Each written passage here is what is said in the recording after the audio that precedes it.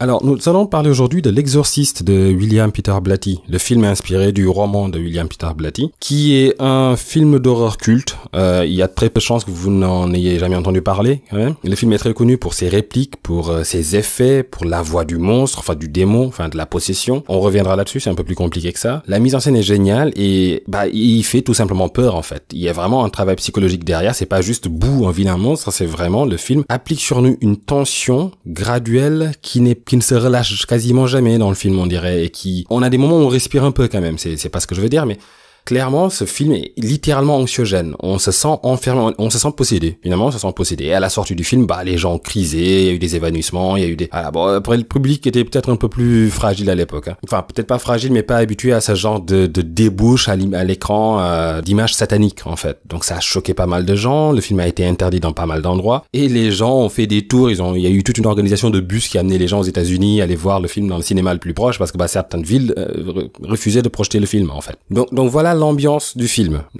Donc le livre est tout aussi horrible. Alors ce qu'on va faire nous aujourd'hui, c'est qu'on va comparer les deux. Donc ce que je vais faire, ce que je vais m'amuser à faire en tout cas, c'est de comparer un peu le livre, les intentions du livre et ceux du film, parce que sur certains points, ils s'éloignent. C'est dommageable à l'écriture de l'histoire par moment, vu ce que l'auteur essaie de créer, clairement. Donc William Peter Blatty, je pense, a essayé de créer dans son livre, en tout cas il le fait, non seulement une angoisse, donc un peu une impression paranormale, certes, mais on a aussi une sorte d'enquête qui se mène en même temps. On ne sait pas qui est le coupable, etc. Donc voilà, il va y avoir plein d'intentions en fait qui vont se croiser dans le livre, et la plus importante étant l'ambiguïté en fait de la possession ou de la maladie.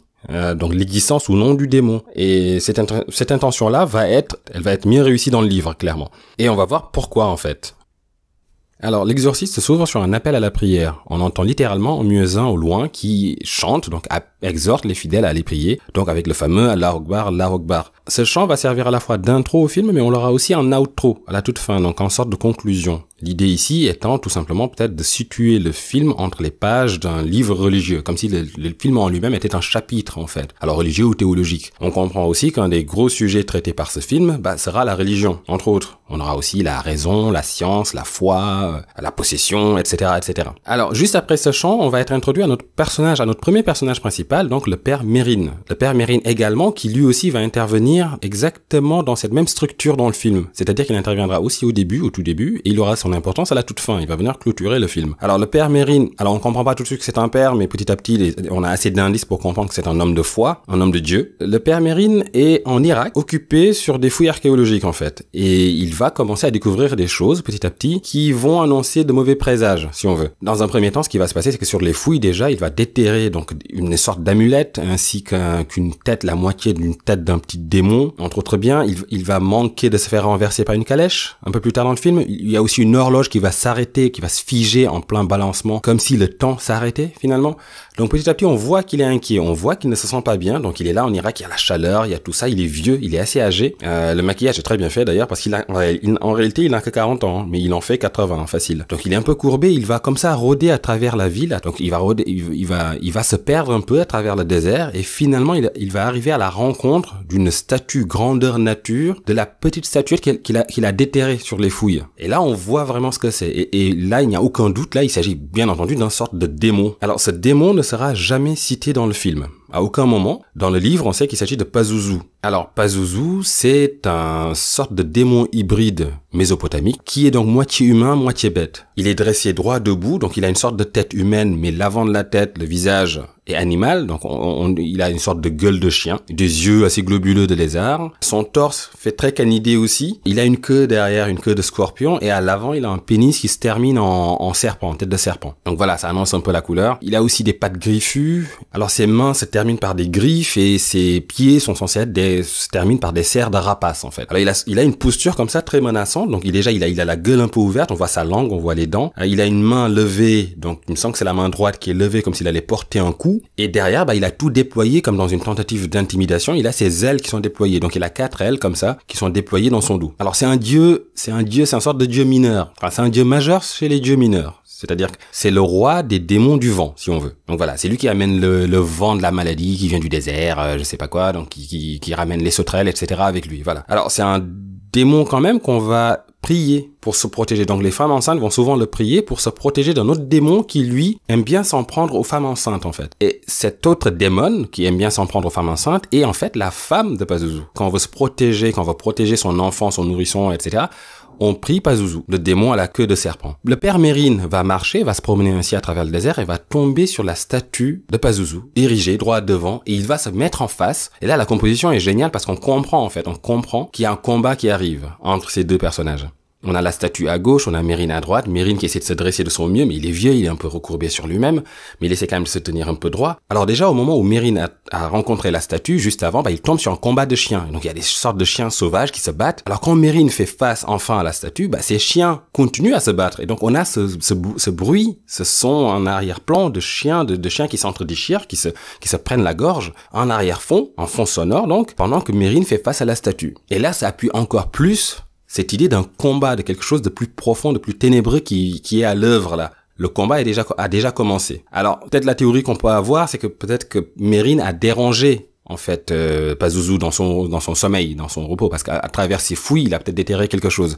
Ce sera d'ailleurs une théorie reprise dans l'Exorciste 4, il me semble. Donc, effectivement, que Mérine aurait dérangé, à travers ses fouilles, le repos de Pazuzu. Dans le film, on comprendra plus tard qu'il a déjà confronté Pazuzu. Alors, il aurait confronté en exorcisant un enfant. Donc, du coup, une rancœur de Pazuzu qui, là, maintenant, va commencer à manigancer sa revanche. Parce que Pazuzu est très rancunier. Donc, Mérine qui fait face à Pazuzu, le bruit des chiens en arrière-fond, qu'on entend, qui grognent, qui se lacèrent, qui s'entre-déchirent. Et là, le soleil va apparaître, on va voir un soleil crépusculaire un peu, qui va apparaître entre les deux personnages. Comme s'il était là pour arbitrer peut-être le combat à venir, comme un astre suprême, ou alors comme si c'était aussi l'objet de la lutte en fait, la lumière en fait, comme si c'était ça qui était en question, qui était en jeu. Donc cette composition, je trouve, nous raconte tout, nous dit tout ce qui est en jeu. Et on sent que ce n'est pas une petite histoire. Il y a quelque chose de grandiose ici qui va se passer, il y a quelque chose de grandiose dont il est question, à travers la lutte de ces deux personnages. On arrive ensuite à Washington, en fait, on va débarquer dans la maison de Chris MacNeil, qui est une actrice qui va être donc un des personnages principaux aussi du film. En fait, tout simplement, tous les gens dans cette maisonnée vont être impliqués dans la suite de l'histoire. Donc, dans cette maison, il y a Chris MacNeil, donc une actrice célèbre, très réputée, très connue, qui vit avec sa fille de 12 ans, Regan. Petite gamine, très mignonne, à qui il va arriver pas mal de choses, là, dans ce film. Alors, dans la même maison, il y a aussi Sharon, qui est l'assistante de Chris, et il y a aussi deux aides domestiques, donc Carl et sa femme. Bon, le nom de la femme, on s'en fout, mais voilà, il y a Carl et sa femme, c'est un couple suisse. Alors je dis suisse parce que ça aura un peu son importance dans la trame du film. En tout cas, ils ne sont pas allemands. En tout cas, c'est ce que Karl dit. Ils sont suisses, ils ne sont pas allemands. Voilà. Dans cette histoire, le père n'est pas présent. Il sera un peu présent à travers le téléphone, mais on comprend très vite qu'il ne vit pas avec la famille. En fait, ils sont tout simplement séparés. Et on comprendra plus tard que il y a toute une histoire d'ego qui est en question, là, si on veut. Donc le père n'a pas trouvé sa place, en fait. En étant marié à une femme célèbre, il n'a pas trouvé sa place et la situation s'est empirée à la naissance de Regan, qui n'a vraiment pas aidé les choses. Parce que justement, à la naissance de Regan, du coup, la mère et la fille sont devenues une sorte de couple star, si on veut. Donc voilà, sur l'affiche de tous les magazines, etc. machin. Donc voilà, la maman star déjà, qui a maintenant sa petite fille qui est trop mignonne. Donc voilà. Et le père, en fait, il a craqué. Il s'est retiré de tout cela. Donc il n'est pas présent. Mais ça aussi, ça aura son importance dans l'histoire, ce retrait. Alors très rapidement, on va établir un début de phénomènes paranormaux. Alors ça commence par des sortes de grattements, des bruits, quelques grattements dans le grenier en fait, qui réveillent Chris, enfin qui ne la réveille pas mais qui la dérange pendant qu'elle est en train de lire un script. Donc ça va la déranger, elle va un peu mener son investigation pour essayer de comprendre ce qui se passe. Très rapidement, elle se dit c'est des rats, voilà. Alors c'est là aussi qu'on va sentir un changement de ton entre les deux, entre le film et le livre dont le film est inspiré. C'est-à-dire que dans le livre, cette infestation va se faire de manière graduelle et très lente en fait, elle va arriver à petits coups. Dans le film, très rapidement, on comprend que le film veut faire peur, et plus rapidement possible. Donc, toutes les occasions de peur présentes dans le film, dans le livre, quand le film va s'en emparer, il va essayer de les gonfler un petit peu. Donc, c'est-à-dire que, par exemple, cette histoire de rats qui grattent dans le cellier, là, c'est pas des rats, en fait. Ce qu'on entend, c'est carrément, on dirait une créature avec des griffes qui grattent sur le sol. C'est Freddy Krueger qui grave son nom là-haut, quoi, en fait.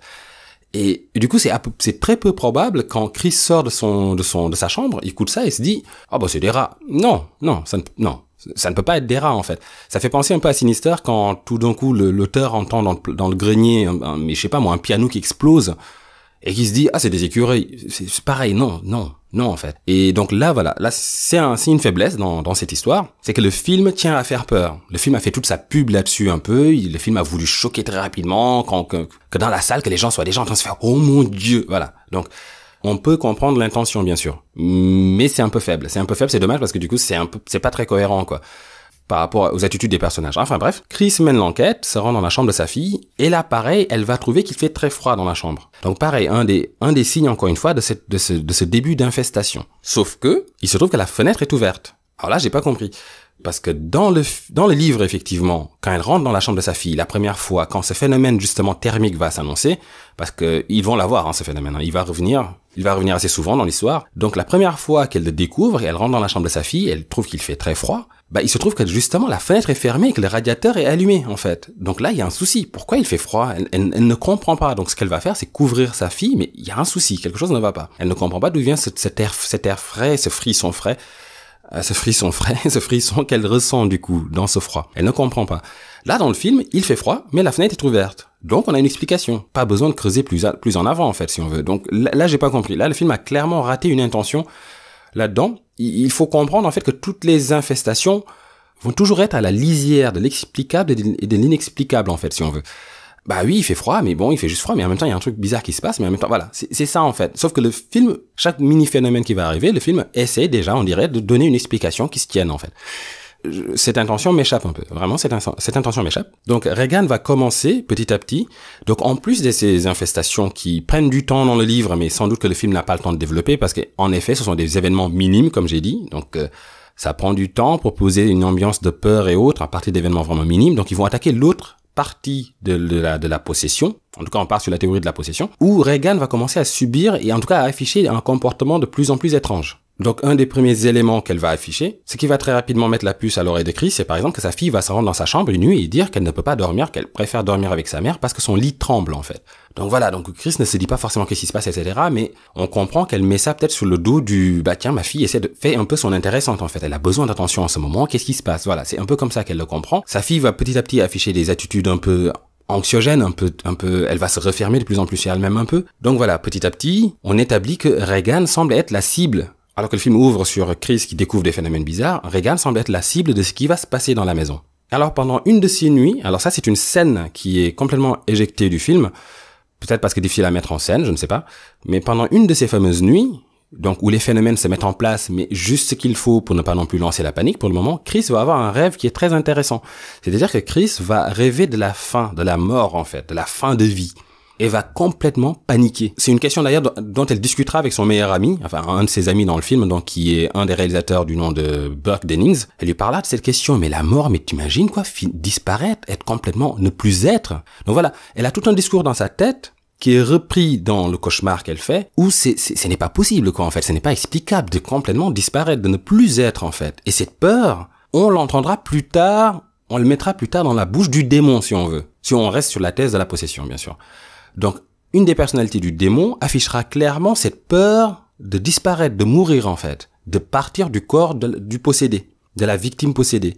Donc, de deux choses l'une, soit ce début de rat qui gratte dans le plafond, donc signifie effectivement la présence du démon dans la maisonnée et que du coup les cauchemars et les peurs du démon ont imprégné Chris, et donc elle le ressent avant même que ça finisse par posséder sa fille, soit Chris entretient elle-même déjà ces questions-là et on comprend aussi dans cette histoire que Regan est une gamine très sensible en fait, qui finit par ressentir les émotions de sa mère, ce qui va venir appuyer la théorie plutôt d'une simple maladie, d'un simple mal mental peut-être, d'un mal psychologique en fait, d'un trouble psychologique en fait, parce que Regan a déjà une raison pour ne pas être bien. Donc la séparation des parents, on comprend que Regan n'a jamais voulu en parler. Ce qui est très curieux du coup que Chris ait laissé faire sans jamais l'amener voir quelqu'un à qui parler justement, enfin pour l'aider en tout cas, mais Regan a tout gardé pour elle, en elle. Et on sent qu'elle n'est pas si insensible que ça à cette situation. Donc elle se sent presque coupable de la chose, de la situation. Comme certains enfants vont réagir d'ailleurs, en se sentant rejetés, en croyant être la cause du divorce des parents. Ça, c'est une première chose. Et ensuite, là, on comprend qu'elle a aussi ressenti ce mal existentiel chez sa mère, en fait. Parce que sa mère elles vont partir en promenade, et puis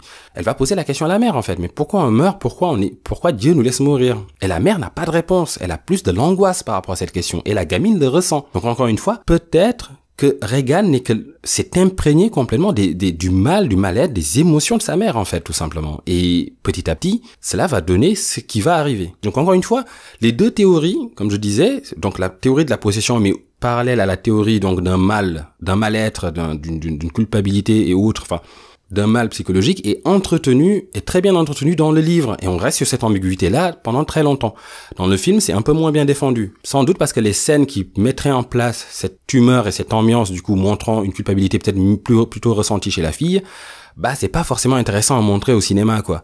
Et vu que le film est clairement parti pour faire peur, bah, il vaut mieux complètement aller à fond dans la possession. Mais je continuerai à revenir là-dessus quand même, à montrer à quel moment le film a réussi à créer des parallèles, le livre, pardon, a réussi à créer des parallèles que le film n'a pas du tout essayé de défendre, en fait. Et c'est qui rend le livre beaucoup plus riche à mes yeux. Donc on va avoir une scène où on introduit enfin les derniers personnages de l'histoire, c'est-à-dire que Chris va se rendre, donc Chris est en train de faire un film à ce moment-là qui, comme par hasard, donc on va dire qu'on a la maison de Chris, juste à côté de la maison de Chris il y a un camping universitaire, et juste à côté du camping universitaire il y a une maison des jésuites, si on veut. Donc Chris va faire un film en ce moment sur le camping universitaire. Sur le camping universitaire, donc elle est avec Burke Dennings, comme je disais, qui est le réalisateur, qui est son ami aussi. Donc c'est un anglais, un peu avec une voix très tranchante, avec des répliques qui font mouche, quoi, à chaque fois. Il a beaucoup d'humour, il est très alcoolique un peu, il boit beaucoup, il est très rentre dedans, donc c'est très intéressant. C'est un personnage très plaisant, très drôle, très vulgaire aussi, mais qui le fait bien. Voilà, vulgaire, drôle. Donc la scène qui est censée se passer à l'université, en fait, est une scène où on a les étudiants qui doivent abattre une partie de l'université, etc., pour une manifestation, et Chris n'est pas d'accord avec la scène, etc. Donc elle se prend un peu la tête avec Dennings parce qu'elle trouve que la scène est absolument débile.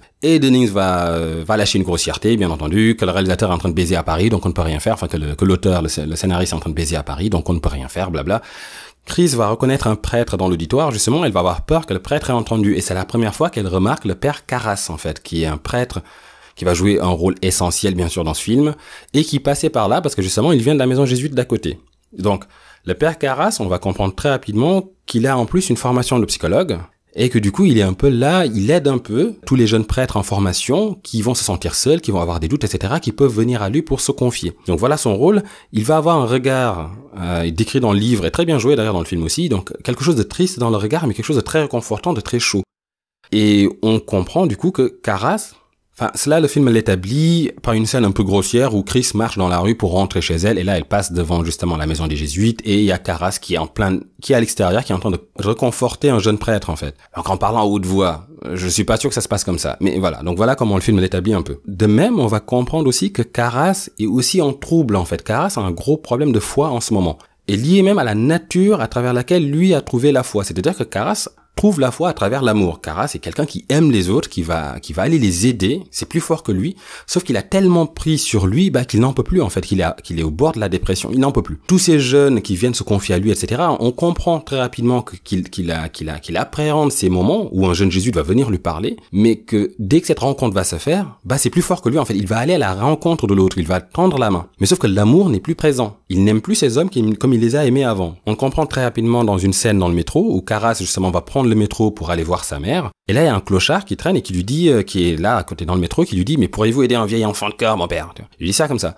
Et Karras regarde et on sent, c'est pas du mépris, mais il le calcule pas, en fait. Il ne s'arrête pas, on sent qu'il fuit presque la scène parce qu'effectivement, le clodo en question est sale, crade, il pue la pisse et l'alcool, etc. Et c'est ça, en fait. Dans le livre, il le dit clairement. Il n'arrive plus à chercher Jésus à travers la misère et la pisse et l'alcool et machin. Il n'arrive plus, en fait. Il prend trop cher. Et peut-être que ce qui n'a pas aidé sa foi également aussi, c'est que il va se rendre justement chez sa mère et on va se rendre compte qu'elle vit dans une sorte de bidonville et qu'il l'a abandonnée là. Elle vit seule. Elle ne veut pas qu'il la mette dans une maison de retraite, on va dire. Et elle vit dans cette misère, en fait. Et ça non plus. Comme récompense ultime après qu'il ait donné toute sa vie à Dieu, qu'il ne puisse même pas prendre soin de sa mère, s'occuper de sa mère, ça n'a pas aidé non plus. Et petit à petit, l'amour de Karras est en train de s'éteindre, en fait. Donc Karras est un homme dans le doute. Et il va d'ailleurs se confier à ce sujet. Il va vouloir qu'on le retire de ses fonctions. Et le doute est en ce point ancré en lui, en fait. Il ne se sent plus vraiment digne d'assurer ses fonctions. Voilà où on est Karras quand on le rencontre dans le film. Alors pendant ce temps-là, chez les McNeil, du coup, Regan va faire une petite sculpture pour sa mère, et là on va être introduit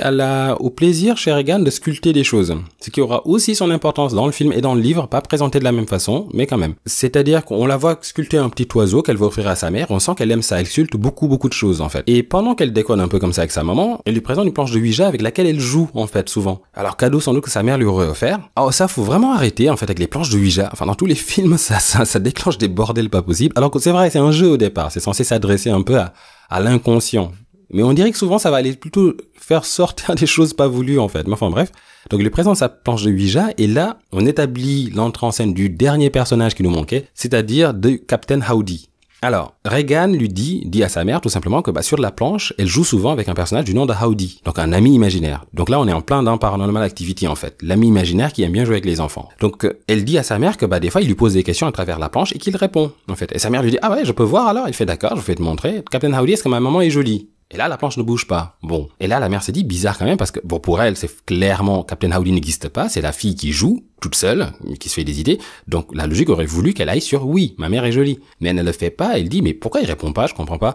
Et là, la mère est un peu troublée, mais bon, elle passe.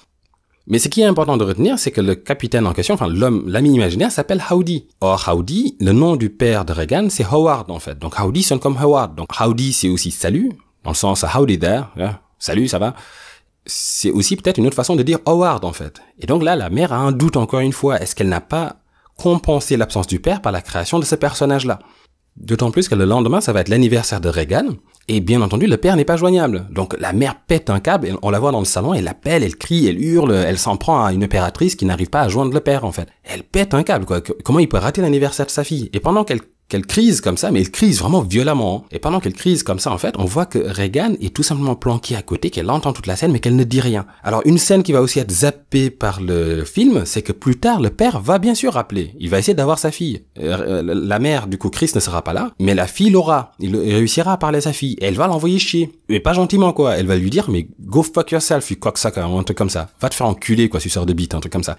Et donc ça y est, pétage de câble déjà en fait, assez extrême. Et ça, la mère va l'apprendre après. Elle va rentrer, elle va voir le père, elle va l'apprendre après. Et c'est là que petit à petit en fait, les éléments vont commencer à se cumuler pour elle. Déjà que Regan est déjà un peu bizarre à l'école aussi, elle a de très mauvais résultats en maths, tout cela. Et là, ça va justifier pourquoi elle amène sa fille voir un psychiatre. Dans le film, vu qu'on enlève toutes ces scènes-là, parce qu'elles sont chiantes, on va dire, on ne comprendra pas quand tout d'un coup la mère amènera sa fille voir un médecin. On ne comprend pas en fait. Il s'est pas passé assez de choses pour qu'elle l'amène voir un médecin. La pire des choses qui se soient passées, c'est qu'elle est venue voir sa mère en disant mon lit tremble quoi. Et c'est pas une raison pour amener sa fille chez le médecin. Bon. Mais en tout cas, l'hypothèse d'un Howdy ayant remplacé Howard, maintenant présent dans la vie de sa fille, alors créé d'une énergie assez négative quand même, donc une créature de la part de Regan, mais créée vraiment à partir d'une énergie assez négative, va sans doute expliquer ce qui va se passer ensuite. Mais clairement là, son père, elle l'a envoyé chier, elle l'a exclu de l'histoire, et la mère ne va pas confronter la fille à ce sujet, pas assez rapidement.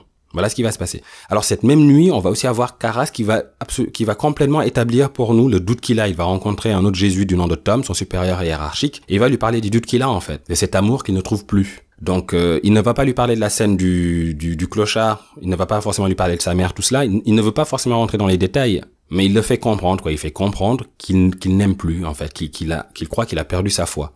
Alors, pendant que les bruits vont s'amplifier chez Chris MacNeil, du coup, on va avoir encore plus de bruit dans le grenier. Alors qu'elle a demandé à Carl, donc l'aide domestique là, elle lui a demandé de poser des pièges. Donc, malgré les pièges, on entend encore des rats. En tout cas, c'est ce qu'elle s'est dit. Donc, pendant que ça va se passer, on va avoir la première profanation dans une église, juste à côté aussi. C'est-à-dire qu'on va avoir un prêtre qui va rentrer dans une église un matin pour disposer des gerbes de fleurs. Et là, à un moment, il se retourne et il tombe sur la statue de la Vierge Marie, mais complètement pas défiguré en fait. Donc quelqu'un a sculpté sur la statue en fait des extensions de seins très pointues, très longs, ainsi qu'une sorte de bite aussi bien prononcée. Alors ils s'arrêtent là, ils sont gentils. Dans le livre ça va beaucoup plus loin. Enfin il y a du sang, il y a des sortes de larmes de sang dessinées, je sais plus quoi. Ils s'en prennent aussi à une statue de Jésus. Ça je pense que le film n'a pas osé. On est quand même dans les années 70. Dans les années 70 on peut s'en prendre à Marie, pas Jésus. Donc voilà. Il y a aussi une lettre. Alors la lettre a été aussi retirée, parce que la lettre est aussi hardcore. Donc il y a une lettre, il retrouve une lettre en fait, tapée en latin, et qui décrit une scène lesbienne entre Marie-Madeleine et Marie. Donc ça, pareil, peut-être qu'on est dans les années 70, ça passe pas. Donc ils ont exclu la lettre, mais la lettre va être très importante dans l'enquête par la suite. C'est ça qui est pas mal. Mais bon, c'est dommage, là ils retirent la lettre. Alors clairement, ce qui est en train de se passer là dans l'église ressemble à une scène à une black mess en fait, comme on appelle ça, une messe noire. En fait, une messe satanique. Donc, messe noire qui va soit s'expliquer donc comme une sorte de couvent satanique avec des gens qui vénèrent le diable et que le diable bien présent les possède et les amène donc à ces actions-là pour mieux le vénérer, on va dire. Mais aussi une explication médicale avec des gens qui n'arrivent à avoir du plaisir sexuel que s'il y a de la profanation en même temps, si on veut. Donc, encore une fois, toujours cette ambiguïté, tout simplement. On rentrera plus en détail au fil du livre, mais aussi au fil du film, peut-être un peu, dans ce qu'est une messe noire, en fait, ce qui s'y passe vraiment. Ça va être assez intéressant. Alors là, ça y est, à cette étape du film, on est déjà dans la scène de l'hosto. Donc ça y est,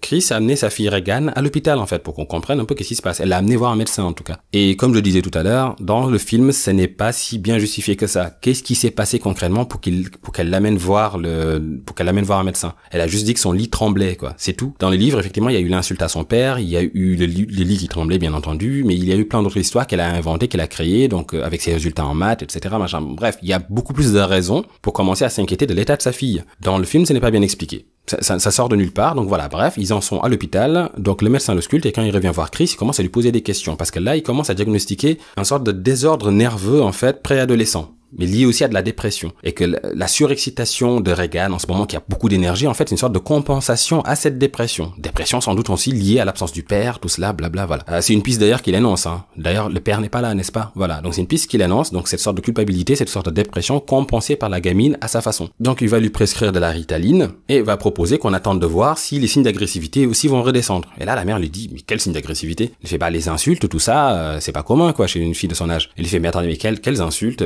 Il fait, bah, elle m'a insulté là tout à l'heure. Il fait, ah bon? Mais quoi? Qu'est-ce qu'elle a dit? Genre, merde? Il fait, ah non, elle a pas dit merde, non. Il fait, mais qu'est-ce qu'elle a dit alors? On sent que le médecin, il ose pas. Elle m'a dit de garder mes mains loin de sa putain de petite chatte, quoi. Un truc comme ça. Voilà, c'est c'est un truc comme ça qu'il lui dit. Et là, la mère, elle a un mélange de rire et d'horreur, en fait. Comme si un rire allait partir, mais elle met sa main sur la bouche et les larmes arrivent, en fait. Parce que sa fille n'a jamais parlé comme ça. Donc elle comprend que là, c'est beaucoup plus grave que ce qu'elle a cru depuis le début. Et le médecin lui dit, non, mais vous inquiétez pas, c'est bon, c'est normal, ça va avec le deal. C'est comme ça. On va voir si ça redescend. La Ritaline va essayer de la calmer un peu. On va voir. On va voir ce qui va se passer. Alors, en termes de temporalité aussi, ce qui va être intéressant, c'est que ce trouble qui va monter chez Regan, on sent pas vraiment, on le sent pas à travers Regan, on le sent tout simplement à travers la mère, Chris, qui devient de plus en plus désespérée. Alors qu'au début, c'est une joie de vivre, cette femme. Elle est vraiment agréable, elle est très belle, c'est une actrice qui joue très bien. Donc on va vivre cette dégradation de son moral. Donc la situation, on va la vivre à travers elle, à travers son regard, etc. Alors que ce n'est pas elle la cible principale. Alors peut-être que finalement que si, c'est peut-être elle la cible principale. Je veux dire que là, ce qui arrive à Regan, mais finalement, celle qui souffre le plus, ça va être la mère. Parce que Regan, à un moment donné, de toute façon, sa personnalité va disparaître, en fait. Et ce qui va être proposé là, donc ça, c'est une des explications de la possession, en tout cas. C'est que ce qui va être là devant nous, la créature qui est là, qui souffre, qui gueule, qui nous insulte, etc., sa cible, ça n'a jamais été la possédée, la victime qu'elle possède, mais en fait, les gens autour. Et là, clairement, le film l'a bien construit, c'est-à-dire que ce qu'on va vivre, nous, on le vit à travers le désespoir de la maman. Et la maman, ça désagrège littéralement. Et en parallèle, il y a Karas aussi qui se désagrège littéralement. Parce que là, les choses ne vont pas s'arranger pour lui, vu que sa mère va en fait tomber très malade. C'est-à-dire qu'elle avait déjà un problème, elle avait déjà un mal au pied, machin, une sorte d'infection, je sais pas quoi. Et ben là, en fait, elle est trop loin. Donc il a fallu de force l'amener à l'hôpital. Et là, Karas n'était pas au courant, donc Karas va venir. C'est un oncle qui l'appelle pour lui dire, donc le frère de sa mère qui l'appelle pour lui dire que ta mère est à l'hôpital, faut que tu viennes, Dimi. Elle l'appelle Dimi, en fait, parce que voilà, c'est le diminutif de Damien. Donc Dimi, c'est très mignon. Donc elle va l'appeler Dimi vient, machin. Donc il accourt, il arrive dans l'hôpital, ils l'ont mis, vu qu'ils n'ont pas les moyens, ils l'ont mis dans un hôpital public. Et vu qu'ils ont encore moins les moyens dans cet hôpital, j'ai l'impression, ils l'ont mis avec les folles. Donc, ils l'ont attachée à un lit parce qu'elle se débattait, et elle est avec des femmes, mais complètement tarées. Et quand Karas va rentrer là-dedans, on voit qu'il est, mais abattu, il est triste, en fait. Et quand il va rentrer, vu que c'est un prêtre et qu'il a le collier et tout le bordel, d'autres gens un peu malades, là, les femmes un peu folles, là, machin, certaines vont voir en lui, le salut. Donc, ils vont venir vers lui, elles vont l'accrocher. Et là, il va se débattre, il va faire un geste très violent pour se dégager, en fait. Et je trouve que ça nous montre, en un geste très simple, vraiment, ça nous montre que ce prêtre est vraiment sur la pente descendante, en fait. Enfin, c'est pas comme ça qu'il faudrait le dire, mais cet amour n'est vraiment plus là. Il sacrifie complètement sa foi, dans la mesure où, en fait, il est complètement désespéré, découragé et triste pour sa mère, en fait, pour ce qui arrive dans son entourage direct. Situation pour laquelle, d'ailleurs, il se sent coupable, en fait. Parce que d'ailleurs, on l'entend à un moment donné un peu, c'est qu'il a choisi d'être homme de Dieu, en fait, et ça ne paye pas du tout. C'est moins d'un SMIC, je crois, un homme de Dieu. Alors que s'il avait fait psychologue, psychiatre, je sais pas quoi, machin, il aurait gagné de l'argent, il aurait pu sortir sa mère de ce taudis, et elle aurait pu vivre ailleurs que de vivre avec les cafards, quoi. Et sa mère lui dit même ça à un moment presque. Enfin, il lui dit pas là. Je crois on verra. Enfin bref. Donc il arrive, il dit à sa mère, maman, je suis désolé, je vais te sortir de là, je vais machin, mais sa mère veut plus lui parler, quoi. Elle lui fait la gueule, elle veut plus lui parler, elle se retourne et tout machin, elle pleure, elle est triste, la situation est très touchante. Karas va partir de là, va demander à l'oncle, mais on peut pas la sortir de là, on peut pas la laisser là quand même. Et il lui fait, mais avec quel argent, Dimi? Quel argent? T'es prête, mon gars? C'est quel argent? Enfin bon. Donc Karas rentre chez lui, ne peut rien faire, et là sa mère, bien sûr, va mourir. Donc là, ça y est. Il va se réfugier un peu dans le sport il va être très triste, hein. On va, dans le livre, on prend plus de temps d'expliquer ce qui est en train de se passer. Mais il est désemparé, en fait. Il est complètement, il perd complètement ses repères. Oui, il perd ses repères, tout à fait. Et il s'enfonce. Il va se réfugier un peu dans le sport, dans l'activité physique. Et là, on le voit d'ailleurs boxer. On le voit boxer et il se lâche, il se démène sur un sac de boxe. Il se déchaîne, il punch à mort sur un sac un peu, histoire de passer cette colère, cette douleur, etc. Donc voilà, ça, on le voit quand même. Mais j'aime beaucoup comment ils le font en parallèle, en fait. Comment Karas commence à toucher le fond quand Chris McNeil, elle aussi, va toucher le fond. Et ils vont se retrouver, à un moment donné, et essayer de se sortir de la merde dans laquelle ils sont à deux, en fait. Finalement, parce que ce qui va se passer dans les événements à venir, quand Karas va venir, il est facile de voir Karas comme étant celui qui vient aider Chris McNeil, qui la sort de là, en fait, qui l'aide à sortir de cette situation dans laquelle elle est avec sa fille, qui leur tend une main bienfaitrice, etc. Alors que non, en fait, Karas est tout à fait dans le doute. Karas ne vient même pas en tant que prêtre au départ. Karas vient en tant que psychologue. Il vient en disant, oui, je vais aider, mais attention, enfin, c'est de la double personnalité, c'est machin, c'est connu maintenant, ça se traite, tu vois. Et petit à petit, à travers ces événements, il va retrouver sa foi. Donc finalement, les deux se sont sauvés, en fait. Donc voilà, c'est deux boiteux qui se sont collés l'un à l'autre et ça fait une personne qui marche, tu vois. L'allégorie est vraiment pourrie, mais c'est un peu ça l'idée. Ça veut pas forcément dire que c'est juste, n'empêche, hein. Parce que Chris McNeil est vraiment riche, elle est vraiment confort financièrement, et Karas est pauvre, Karas est dans le fond, et c'est encore une fois le pauvre qui se sacrifie pour les riches, tu vois. Ce sous-texte n'est bien sûr pas présent dans le livre ni dans le film, bien entendu. Karas est au-dessus de l'argent, après tout. Enfin, quand on choisit l'amour pour Dieu, on est au-dessus de l'argent. Mais Chris est vraiment, vraiment riche et très célèbre, en fait. Et que pour sauver sa fille, il a fallu sacrifier un prêtre. Encore une fois, hein, je pense que c'est plutôt gagnant-gagnant dans l'histoire, mais ça fout un peu les boules quand même, ça fout un peu les boules. D'ailleurs, dès le lendemain en plus, la scène qu'on va voir, c'est Chris qui a organisé une soirée chez elle, une petite réception, tranquille, tu vois. Sa fille est malade, mais ça n'empêche pas, tu vois, il faut qu'elle continue les mondanités, tout ça. C'est comme de Rugy, c'est pour pas perdre l'ancrage avec la réalité, quoi. Donc elle va inviter alors la crème de la crème, hein, sénateur, des stars, etc. Mais elle invite quand même des prêtres. Elle invite un prêtre, Father Dyer, il s'appelle Dyer, Leslie Dyer, voilà. Alors Father Dyer, le père Dyer, c'est un ami très proche de Karas, justement, on l'apprend, c'est un ami très proche de Karas. Et donc il est là, lui il aime bien les fêtes, il est très malicieux, très taquin, très provocateur. Et du coup ce genre de soirée c'est vraiment fait pour lui, quoi. Il met l'ambiance. Et c'est là qu'on va établir une animosité autre en fait, c'est-à-dire que là il va y avoir donc l'anglais là, le réalisateur donc Buck Dennings, il va arriver et on sent que Dennings entretient en fait une animosité envers Karl, l'aide domestique, qu'il croit être allemand et donc il croit être nazi. Donc point Goldwyn direct en fait. Donc il va pas arrêter de le faire chier en fait pendant le repas en mode alors vous étiez parti, vous faisiez du billard avec Goebbels ou c'était avec Himmler, je sais déjà plus. Voilà, que des questions comme ça à la con, Karl qui chauffe.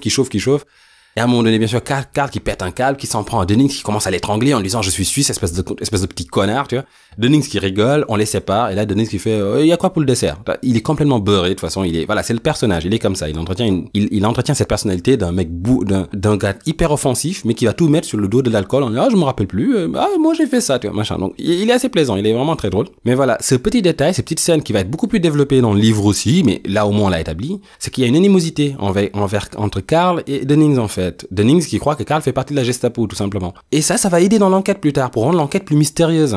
Chose que le film a encore une fois sacrifié, en fait. Sans doute pour gain de temps. Mais ce qu'on vient d'établir là va avoir son importance plus tard. C'est là aussi que Chris, en fait, en parlant avec le père Dyer, va en apprendre un peu plus sur Karas, en fait. Vu qu'elle l'a remarqué pendant le tournage et après en passant à côté de la maison des Jésuites, quelque chose, tu vois, il y a un truc qui l'a accroché chez ce personnage, en fait, chaleureux mais en même temps triste, etc. Donc il lui pose des questions à Dyer qui lui explique que la mère de Karas est morte. Chose qui va aussi avoir son importance tout à l'heure dans les doutes. Donc elle sait que la mère de Karas est morte, elle ne comprend pas, etc. Mais ils vont aussi parler d'ailleurs des désacrations, là, des profanations qui ont eu lieu dans l'église. Et d'ailleurs, on connaît un peu plus sur les Black Mess, et il va un peu développer, en parlant un peu des profanations, de comment ça se fait, comment ça se passe habituellement, avec des femmes qui vont se faire pénétrer par un Jésus en bois, des prêtres qui vont se faire sodomiser, voilà, c'est la fête. Le film n'en parle pas plus, mais c'est vraiment pas grave. C'est pas ce qui manque le plus, quoi, dans l'histoire. Mais ça rajoute un aspect gore, clairement. Ça rajoute un aspect gore, et ça rajoute le doute en plus, parce qu'on se demande du coup, est-ce qu'il n'y a pas une secte à l'œuvre dans la ville, en fait? Est-ce qu'il n'y a pas une sorte de secte de sorcières, de sorciers à l'œuvre dans la ville, vu les profanations? Car ce ne sera pas la seule profanation, il y en aura plusieurs, il me semble 2 ou 3, peu importe. Donc voilà.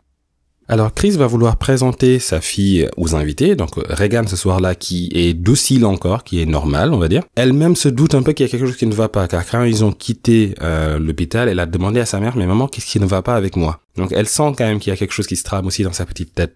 Sa mère la rassure et lui dit rien ma fille, t'inquiète pas, ils ont juste dit que t'étais un peu fatiguée. Voilà, je crois qu'elle lui dit un truc comme ça. Donc Chris essaie de présenter sa fille aux invités. Donc Regan dit bonjour à tout le monde, jusqu'au moment en fait où elle rencontre la médium, et là Regan est un peu réticente en fait, elle se retire, elle ne veut pas lui serrer la main. Et la médium aussi, on dirait qu'elle sent quelque chose, donc mais elle insiste, elle rigole un peu, mais elle force quand même un peu Regan et lui prend quand même la main, comme si elle sentait quelque chose qu'elle voulait être sûre. Mais Regan retire sa main, blabla, voilà. Alors ce petit incident-là aura une petite suite, vu qu'en sortant à la fin de la soirée, la médium va s'entretenir un peu avec Chris. Chris va lui poser quelques questions sur la planche de Ouija, vu que en fait Regan lui dit qu'elle a un ami imaginaire qui s'appelle Howdy, qui lui parle, qui lui répond, qui joue avec elle sur la planche. Et la médium va tout simplement lui dire, bah oui, bah débarrasse-t'en en fait, c'est pas bien ce truc. Et Chris va lui dire, oh, vraiment, mais parce que attends, c'est juste un jeu quand même, enfin c'est juste pour quand tu le bouges, c'est plus toi, tes arrière-pensées, ton inconscient peut-être qui parle un peu, mais c'est. Et la médium lui fait d'accord, mais ça touche peut-être à quelque chose, ça peut réveiller chez les gens quelque chose d'enfoui qui devrait rester enfoui en fait. Tu vois. Elle lui raconte une anecdote d'une famille qui a fait une séance un jour pour se marrer. Donc une famille, un père, une mère, des enfants, qui ont fait une séance et ce soir-là, ils sont devenus fous. Donc ils se sont réveillés, ils ont commencé à tout brûler dans la maison, à tout casser, etc. Puis ils ont commencé à tuer, à démembrer les gamins, les plus jeunes, des mômes de 6 mois, 2 ans,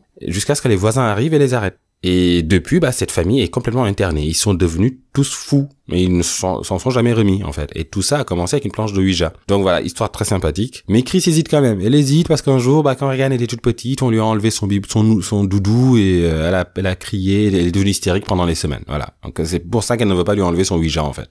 Qu'est-ce que tu veux répondre à ça? Et donc voilà, la soirée suit son cours. Les invités sont là, ça discute, ça rigole. Donc encore une fois, comme je disais, Dyer explique un peu ce qu'il sait des messes noires, comme il l'appelle ça. Et ça établit un peu le ton, ça établit un peu le doute d'un couvent présent dans la ville. Blabla, tout se passe bien jusqu'au moment, en fait, où Regan va redescendre de sa chambre. Alors, on dirait qu'elle marche, elle est un peu somnambule, mais on sait pas si elle est réveillée ou pas. Mais en tout cas, elle descend de sa chambre, elle se plante en plein milieu des invités, et elle dit à l'astronaute, parce qu'il y a un astronaute parmi les invités. Voilà. Chris, elle a vraiment des relations. Elle dit à l'astronaute, tu vas mourir là-haut. Comme si elle était absente, en fait, un peu. Elle dit, tu vas mourir là-haut, et pendant qu'elle le dit, elle se met à pisser par terre. Elle pisse vraiment comme un cheval sur le sol, quoi, sur le tapis. Donc là, Chris est affolée, elle la prend, elle l'amène pour la laver, pour la changer, elle s'excuse auprès des invités. Les invités, bien sûr, ne vont pas tarder à rentrer chez eux. Et du coup, pendant que Chris, justement, donne le bain à Regan, elle essaie encore de lui parler, elle essaie encore de comprendre, mais Regan est absolument absente, elle ne comprend pas ce qu'elle fait. Elle ne comprend pas ce qui lui arrive, en fait. Alors Chris va redescendre, s'excuser encore une fois auprès des invités, c'est là qu'elle dit au revoir au médium, et à la suite de la discussion qu'elle a avec la médium, justement, celle-ci va lui ramener dans les jours qui suivent un livre sur les messes noires, justement, sur les possessions, les 4 possessions, tout cela, l'exorcisme, blabla, voilà. Ce livre, donc, sur les possessions et tout cela, est retiré du film, alors que c'est une pièce centrale dans l'œuvre originale, en fait. C'est ce livre, il va poser tout le doute, c'est-à-dire qu'on va commencer à se demander si les symptômes qui apparaissent chez Regan ne lui ont pas été auto-suggérés par la lecture du livre. Parce qu'en fait, le livre, Chris va pour le lire, elle oublie de le lire, elle demande à Sharon de le lire, Sharon ne veut pas le lire, et le livre, à un moment, disparaît. On ne sait pas où est passé le livre. On va le retrouver plus tard dans la bibliothèque de Chris, et Chris va se demander, mais qu'est-ce qu'il fait là? Elle va demander à la femme de Carl, son domestique, où est-ce qu'elle a trouvé le livre, et elle va lui dire, je l'ai trouvé dans la chambre de Regan. Donc on se dit aussitôt, en fait, et ça va appuyer l'autre thèse c'est de l'autosuggestion, en fait, cette possession qui arrive. Donc voilà, le livre a été retiré du film, malheureusement. Mais encore une fois, on voit que tous les détails, tout ce qui va se passer, toutes les étapes qui vont suivre dans la possession de Regan sont des étapes décrites dans le livre et qu'elle a lues avant que ces phénomènes, ces symptômes n'apparaissent. Donc c'est un élément fondamental pour défendre la thèse d'une maladie autosuggérée, enfin d'un mal autosuggéré. Mais voilà, enfin bref. Donc les invités se retirent et quand Chris va rentrer pour aller se coucher, elle va entendre du bruit, elle va entendre sa fille qui crie, qui appelle à l'aide, et quand elle accourt dans la chambre, là c'est la première fois qu'elle observe le phénomène du lit qui effectivement saute sur place. Et Chris va se jeter sur le lit avec sa fille pour essayer de la réconforter, et le lit continue à sautiller sur place en fait, avec Chris dessus. C'est une scène très flippante, hein, littéralement. Et ce phénomène, elle l'expliquera plus tard au médecin, pareil, elle le décrira, et les médecins, du coup, dans un premier temps, lui dira, bah oui, c'est normal en fait, chez ces troubles nerveux, chez les préados, il peut y avoir des fois une sorte d'énergie orientée du coup par un sorte de cerveau malade qui va agir comme une sorte de télékinésie, qui va bouger des objets, faire secouer des objets, surtout quand ils dorment en fait. Et là Chris va lui dire, mais non, mais elle dormait pas. Et là le médecin ne comprend pas. Ah bon? Là c'est pas courant en fait. Elle est censée dormir et c'est pas censé être aussi puissant quand même. Je pense qu'il n'a pas encore vu la scène, c'est pour ça. Cette nuit-là, d'ailleurs, en rentrant de la soirée de chez Chris, va se rendre au chevet de Caras qui a appris la mort de sa mère, qui est en deuil, enfin qui a enterré sa mère et qui est tout triste en fait. Il va lui ramener une bouteille d'alcool, ils vont boire, d'ailleurs va essayer de le faire rire un peu, de l'entretenir, et quand il va dormir, il va lui enlever ses chaussures, il va le couvrir, etc. Le film établit vraiment une amitié assez profonde entre les deux hommes. Cette scène est d'autant plus touchante que d'ailleurs est là présent au chevet de Caras à la mort de sa mère, et il sera aussi présent à la toute fin quand Caras rendra son dernier souffle. Donc c'est une très belle façon de conclure, je trouve, cette amitié telle que décrite dans le film. Alors cette même nuit, tandis que Caras dort, en fait, il va faire un rêve, enfin plutôt un cauchemar. Déjà, il va voir une sorte des amulettes qui tombent, l'amulette ou le pendentif en fait qui a été déterré par le père Mérine au tout début du film. Il va voir cette amulette en train de tomber. Il va rêver de chiens aussi qui accourent vers lui. Encore une fois, le chien qui tel que représenté dans le film en fait rappelle Pazuzu, rappelle donc un peu cette créature mi-canine, mi-humaine en fait qui foncerait du coup qui arrive là sur Karas. Il voit aussi sa mère qui au moment de l'enterrement, il a prié très fort en fait. Il a prié que sa mère aille au paradis, qu'il espère que ses souffrances sont terminées, qu'elle a trouvé un endroit de repos, et de paix. Et là, le rêve qu'il fait, en fait, sa mère, on dirait qu'elle est un peu dans le purgatoire, quoi, parce qu'elle est dans le métro. Elle est dans le métro de New York, elle sort, elle ne sait pas où elle est, elle semble chercher un peu son fils, elle l'appelle, et il ne peut pas répondre, en fait. Il fait un signe de la main, mais il est très loin. Elle ne le voit pas, donc elle est encore perdue, elle se renfonce dans le... C'est une scène très angoissante, et petit à petit, dans cette scène de cauchemar, s'introduit aussi des images subliminales de Pazuzu. On voit la première fois son visage, le démon en tant que tel, maquillé, horrible, hein, vraiment une gueule de cauchemar. Alors ça, je n'ai pas vraiment compris pourquoi le film l'a introduit là, vu qu'en fait, d'une part, Karas ne croit pas, en fait, ne va pas tout de suite croire, en tout cas, la thèse du démon. Il n'y a pas de raison qu'il rencontre le démon. Si démon il y a, en tout cas, il est plus logique, en effet, que Karas soit trompé, qu'il continue à rester sur sa thèse de la raison, du raisonnement. Donc que le démon, comme ça, apparaisse dans ses rêves, c'est très curieux. D'autant plus qu'encore une fois, ce démon-là, c'est Pazuzu, et Karas ne croit pas en Pazuzu. À aucun moment, Karas ne dira Pazuzu. Pour lui, il y a un démon, il y a un diable là qui va peut-être posséder Regan, mais cette façon de penser n'arrivera qu'à la fin, et même à la toute fin, il ne l'appellera pas Pazuzu, en fait. Il y a comme ça un côté universel de l'entité maléfique qui porte un nom dans un endroit, qui va porter un autre nom dans un autre endroit, et qui va changer de trait aussi, suivant les croyances et suivant les sensibilités religieuses, on va dire. Donc, il n'y a pas de Pazuzu pour Karas. Le film ne lui a jamais donné de nom. Donc là, qu'il voit le visage de Pazuzu qui a quand même un visage très particulier, quand même. Donc, des sortes de dents jaunies, toutes pourries, un visage blanc, des yeux jaunes, des iris jaunes dilatés, une sale gueule, quoi. Vraiment une sale gueule, il n'y a pas d'autre façon de le dire. Et ce ne sera pas la première fois qu'on aura ces images subliminales, en fait, de Pazuzu.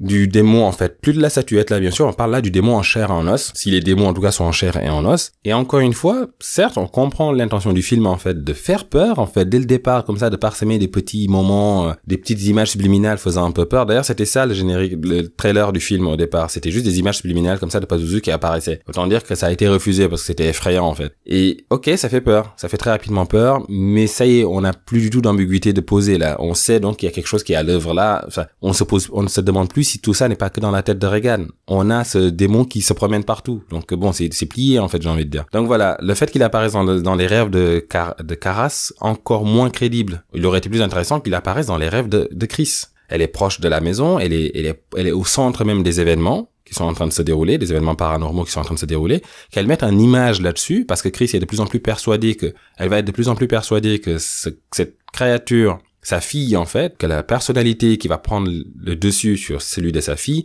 n'est pas sa fille. Elle ne va pas croire à la thèse d'une autre personnalité de sa fille émergeant. Non, pour elle, là, on a une créature qui n'est plus sa fille, qu'elle saurait reconnaître entre mille. Donc, qu'elle mette un visage sur cette personnalité-là, c'est déjà plus cohérent. Mais non, donc c'est Karas qui a ses rêves mélangés aux rêves de sa mère. Bon, ok. Alors Chris va soumettre Regan à encore plus d'analyses, à encore plus de tests. C'est vraiment une scène de boucherie à voir en fait. C'est avec vraiment les méthodes de l'époque. Donc déjà ils font les scanners au début, tout ça. Donc c'est bruyant, c'est désagréable, mais voilà, il y a pire. Quand ils vont faire un scanner, ils vont lui glisser un cathéter en fait dans la gorge là. Horrible en fait. Donc cette pauvre fille, mais on s'acharne sur ça. Il y a un démon qui s'acharne sur son cerveau, il y a les humains qui s'acharnent sur son corps. Elle est attaquée de partout la pauvre. Elle est malmenée de partout en fait, vraiment, littéralement. Donc malgré toutes ces analyses, malgré tous ces tests, malgré tous ces scanners, malgré toutes ces imageries, en fait, ce que les médecins avancent, en fait, comme théorie, c'est que là, il s'agit d'un trouble du cerveau, en fait. Un trouble du métabolisme du cerveau, comme ils appellent ça. Donc, en fait, une lésion au lobe temporal. Elle se serait blessée, il y aurait peut-être une petite lésion. Donc voilà, il suffirait juste d'enlever la lésion pour qu'elle aille mieux. Sauf qu'ils ne la trouvent pas. Donc, en fait, cette théorie ne tient pas. Donc là, ils ne comprennent pas. Et jusque-là, Chris n'arrête pas de leur demander, mais est-ce qu'il faut qu'on voit un psychiatre? Est-ce qu'il faut qu'on voit un psychiatre, en fait? Ils disent non, ils répondent non. Il faut d'abord commencer par voir le physique avant de passer à l'esprit ou au mental, on va dire. C'est la première chose à faire, donc c'est voir s'il n'y a pas une cause bien physique à ce phénomène, dans un premier temps. Et c'est ça qu'ils cherchent. C'est pour ça que ça prend autant de temps, en fait, toutes ces analyses. Et voilà pourquoi ils s'acharnent sur Regan, tout simplement. Ils vont aussi établir un élément assez important à l'intrigue du film, c'est-à-dire la résistance à Regan aux drogues, en fait. Car pour faire toutes ces analyses, ils vont avoir besoin de l'endormir, donc ils vont la mettre sous Ritaline, tout cela, machin, mais ils vont se rendre compte que ils vont devoir augmenter les doses, en fait, parce que à très forte dose, Regan ne dort toujours pas. Elle est très résistante, et à un moment donné, je crois qu'ils vont la passer de la la Ritaline, elle passe à la Thorazine, donc c'est censé être en tout cas encore plus puissant. Et ce petit clin d'œil rapide du film par rapport à ça va établir aussi la scène finale. Tout simplement, cette résistance de Regan face aux drogues. Alors les troubles vont aller en s'augmentant et vont atteindre en fait un paroxysme quand Chris va devoir appeler en catastrophe les médecins. En pleine journée, il me semble, ils étaient en train de justement, donc c'était les médecins qui s'occupent de Regan qui étaient en train d'observer ses résultats d'analyse et de scanner et tout ça et qui ne trouvent rien, donc ils ne comprennent pas. Et là, Chris les appelle en disant là qu'il faut qu'ils viennent. Donc ils accourent et là ils trouvent Regan en fait en pleine crise d'épilepsie, mais là c'est plus une crise d'épilepsie en fait, c'est un pogo, elle fait un pogo dans son lit en fait. Elle se soulève, elle saute du lit hyper loin, hyper haut et son corps se penche, se cabre dans toutes les directions de manière très violente, mais pas comme si elle le faisait, mais comme si on le lui faisait, comme si elle était attachés avec des cordes et qu'on tirait dans tous les sens. Et donc là, les médecins regardent dans un premier temps, ils savent pas quoi faire, quoi. Ils sont là, ils regardent, ils observent, ils sont gelés. Et puis, il y a un moment, il y en a un qui décide que bon, ok, allez, on va la piquer, là, faut qu'elle dorme. Et quand il s'approche, Regan lui met une patate parce ça y est, elle commence à développer littéralement cette force surhumaine, en fait. Donc le médecin s'écroule hyper loin et là, sa voix change. Et là, elle crie, elle gueule, en fait, d'une voix rauque, très grave. Éloignez-vous, la truite est à moi. Tu vois, mais keep away, tu vois, machin, un truc comme ça. Et du coup, elle s'effondre, et là, elle gueule, sa gorge se déploie et tout, et elle gueule, elle bugle, en fait, comme un buffle, quoi, je sais pas. Et elle gueule, en fait, et là, elle est un peu KO, et là, ils se précipitent sur elle, et ils arrivent à la piquer et à la neutraliser. Chris était sorti, en fait, elle était complètement effondrée, donc là, les médecins sortent, la rejoignent, et là, ils commencent à essayer d'expliquer, mais là, même eux, ils savent plus quoi lui dire, en fait, c'est pas normal. Parce qu'au moment où ils ont dû la maîtriser, ils l'ont maîtrisée à 3, quand même, hein, il y avait les 2 médecins et Carl. Pendant que Sharon criait, que la mère était sortie pleurer, bref. Regan a une double voix, enfin, a une autre voix aussi qui s'impose, qui dit, ah, ma cochonne, ma petite truie, ma gentille petite cochonne, tu vois. Et donc, ils se disent, mais là, il y a un autre personnage, là, qui parle, c'est plus elle, là, tu vois. Donc, ils commencent à partir sur la thèse, du coup, de la double personnalité, en fait. Donc, ce sera une autre théorie qu'ils vont devoir avancer. Chris va leur demander, mais qu'est-ce qu'on fait? Qu'est-ce qui se passe, là, en fait? Bah, là, leur réponse, quand ils lui diront, bah, c'est sans doute une lésion du cerveau. Là, elle en a marre. Elle dit, mais putain, mais c'est pas possible, quoi. Vous avez vu ce que je viens de voir? Là, c'est pas normal, tu vois. On parle d'une gamine de 12 ans. Les lésions du cerveau ou pas, elle devrait pas parler comme ça ne devrait plus passer à ce discours-là, à cette façon d'être, à ces cris, à cette autre voix devenue d'outre-tombe, c'est quoi ce délire, quoi? Les médecins n'ont pas d'explication. Ils disent, bah non, il va falloir pousser les analyses, en fait. Donc là, ponction lombaire, machin, enfin, que des choses assez douloureuses. Et encore une fois, je pense que ça fait sens, en fait, alors Regan n'est pas une martyre non plus, mais cet acharnement sur le physique a un sens dans la transformation qu'elle subit, je trouve. C'est-à-dire que là, la médecine, en voulant l'aider, ne fait concrètement que la faire souffrir. Elle ne la soulage à aucun moment. Elle ne fait plutôt qu'empirer les choses, en fait. Ça peut faire sens que Regan, à travers cette douleur, que ça accélère sa transformation, finalement. Mais là, encore une fois, ils ne vont rien trouver. Donc, ponction lombaire ou pas, ils ne vont rien trouver. Alors, ils demandent à Chris, hein, mais est-ce qu'il y a des drogues chez vous? Non, c'est pas des drogues. Donc là, ils comprennent pas, quoi. Ils font, bah, écoutez, bah ouais, psychiatre. Hein. Là, c'est dans la tête, alors. Là, c'est plié, c'est dans la tête. En rentrant chez elle de ce rendez-vous là avec les médecins, du coup, maintenant, ça y est, on va passer à la phase des psychiatres. Chris, en arrivant chez elle, en voiture, va trouver un attroupement. Pas loin de chez elle, donc il y a une ambulance, il y a des gens, etc. Mais elle ne fait pas attention, en fait. C'est de longs escaliers qui sont juste accolés à sa maison. Donc elle arrive chez elle, elle se gare, elle rentre, et là, elle va aller dans la chambre de Chris pour voir si tout va bien, dans la chambre de Regan pour voir si tout va bien, et elle va trouver la fenêtre ouverte, il fait hyper froid dans la chambre, Regan dort, bien sûr, mais elle ne comprend pas, en fait, parce que Regan est censée être surveillée par Sharon. Donc elle ferme, elle la couvre, elle descend elle descend dans le salon, et là, Sharon va arriver, elle va péter un câble, du coup, Chris, elle va lui dire, mais t'es folle ou quoi? À quel moment tu laisses la gamine toute seule? T'es censé la surveiller. Et Sharon lui dit, bah, il t'a pas dit. Elle lui dit, qui m'a pas dit? Bah, il lui dit, bah, Dennings. Comment ça, Dennings? Elle lui fait, bah, ah putain, j'aurais dû savoir. Il fait quoi? Qu'est-ce qui se passe là? Et il me dit, bah, en fait, Sharon lui explique qu'elle devait aller acheter des médicaments pour Regan, mais du coup, elle avait personne sous la main. Les domestiques n'étaient pas là pour une raison ou pour une autre, je ne sais pas. Et du coup, elle était un peu coincée. Sauf que Dennings est arrivé à ce moment-là pour rendre visite à Chris. Donc, comme d'habitude, hein, il était bourré, il était tout seul. Enfin, il était pas hyper bourré, mais souvent, il est un peu alcoolisé. Il arrive et il aime bien se confier, venir voir sa seule amie, en fait, Chris, du coup, pour lui parler. Et du coup, elle lui a dit, bah, super, est-ce que tu peux garder la gamine? Et moi, je vais aller faire les courses, en fait. Je passe à la pharmacie vite fait, je reviens. Ce qui est hyper bizarre, en fait, parce que l'homme est clairement un peu alcoolisé. Donc, pourquoi Sharon n'a pas fait l'inverse? Pourquoi pas l'envoyer lui aller chercher les médocs? Enfin, bon, bref. Donc, elle l'a laissé seul, et là, bah, il est plus là. Il est tout simplement plus là, en fait. Donc, en fait, il s'est barré, parce qu'il est un peu instable, en fait. Sous l'alcool, souvent, bah, il fait un peu tout et n'importe quoi, donc il peut changer d'avis très vite. Et Regan et Chris lui fait, mais putain, mais t'es folle, quoi, de confier ma gamine malade à ce mec. Et c'est à ce moment-là, en fait, que la cloche va sonner, en gros. Et un ami commun, du coup, à Chris et à Dennings va rentrer et lui dire, t'es au courant de la nouvelle, et lui apprend, en fait, que Dennings est mort. en fait, qui serait tombé dans les escaliers juste à côté de sa maison, qui serait cassé le cou. Et là, Chris, c'est une douleur très profonde. On sent que elle était très amie avec Dennings, en fait. Donc, ils se connaissaient depuis très longtemps. Ils ont fait beaucoup de films ensemble. Chris se retourne pour essayer de chercher un peu de réconfort auprès de Sharon. Et c'est à ce moment-là que son visage se fige, en fait, quelque part loin derrière Sharon. Et nous, on voit la scène qu'elle voit, du coup. En fait, on a Regan qui s'est réveillée en pyjama, qui marche à l'envers. Elle est comme une sorte d'araignée, en fait, bizarre. Elle marche, elle est sur le dos, donc les mains en arrière, les pieds pliés. Et elle se déplace comme ça, mais de manière presque comme si elle lévitait, en fait, quasiment. Comme si elle touchait à peine le sol, parce qu'elle va très très vite. Elle déboule les escaliers hyper vite et arrivée en bas, elle se retourne et là, elle vomit. Donc elle ouvre grand la bouche, elle vomit du sorte de sang tout en hurlant en même temps. C'est une scène tout droit sortie de l'enfer, en fait. Chris va crier, appelle les médecins. Sharon va se précipiter au téléphone pour appeler les médecins. Et là, la scène, en fait, n'est pas développée par le film. Mais dans le livre, il est expliqué, en fait, que Regan, dans cette forme araignée, là, va suivre Sharon partout où Sharon va, en fait. Va la coller, en gros, en se collant à ses jambes comme une sorte de chien. Ça aurait été une scène géniale à montrer, vraiment. Donc là, ça y est, la possession commence à être physique. Arrive l'intervention du psychiatre, du coup, qui envisage donc cette fameuse piste d'un dédoublement de personnalité ou d'hystérie, comme ils appellent ça. Donc avec la présence d'une autre personnalité malfaisante, en fait, et qui en voudrait du coup à la personnalité originelle du coup de Regan. Donc là, la scène, on a un psychiatre, donc ça se passe dans le salon de Chris. On a Chris qui est sur le côté, il y a le psychiatre qui est là, à côté de Regan qui est allongé. Plus loin, il y a l'autre médecin, le médecin justement qui a conseillé le psychiatre en question. Le psy commence à poser les questions à Regan en lui disant est-ce que tu veux que je t'hypnotise, ça peut t'aider. Enfin, ils en arrivent pas là comme ça directement, il dit pas bonjour, est-ce que tu veux que je t'hypnotise, mais ils en arrivent à ça. Il dit est-ce que tu veux que je t'hypnotise? Il lui fait non. Elle lui fait pourquoi? Il lui dit j'ai peur. Il a peur de quoi? Il dit que l'autre prenne le relais, en fait, et il me fait mal. Je sais pas pourquoi il me fait mal. Et il lui fait écoute Regan, je crois que si tu me laisses t'hypnotiser, cette personne, je peux lui demander ce qu'elle veut et la faire partir. Est-ce que tu veux bien que je la fasse partir? Donc Regan dit oui. Il l'hypnotise et il fait si vous êtes la personne qui vit en Regan, vous aussi vous êtes hypnotisé, manifestez-vous.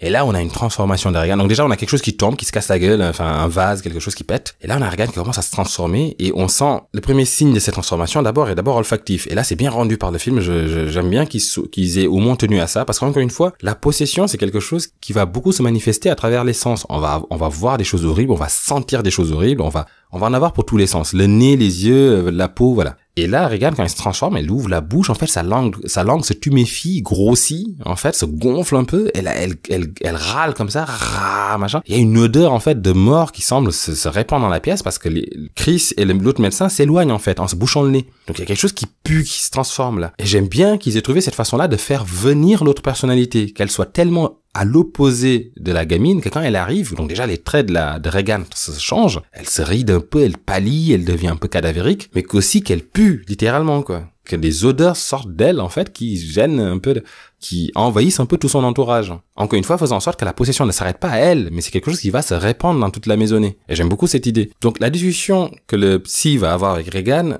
qui l'amène à ça, est intéressante, parce qu'il lui demande quel âge elle a, elle lui dit 12 ans. Il lui dit, est-ce que quelqu'un est logé en toi? Il lui dit, parfois.